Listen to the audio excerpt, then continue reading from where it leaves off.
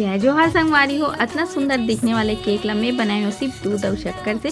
कैसे चलो आप मन ला बताता हूँ। तो एला बनाए बर मिले हो 1 लीटर प्योज दूध। अब प्योज दूध तो 12 महीना मिले नहीं, पर जब मिली तब ऐसने बना के खा सकते।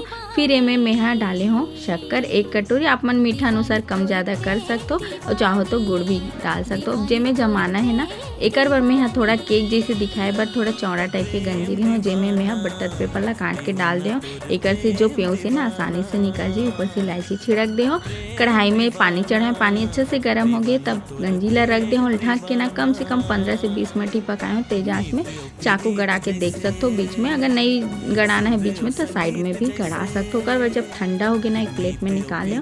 जो बटर पेपर है ना ओहला निकाल ले हमें मुँह में मताई करके। फिर थोड़ा से साज सजावट बर में कटे हुए बादाम, पिस्ता और गुलाब के पंखुड़ी डाल दे हो। ये हमारे केक भी बन के तैयार हो गए।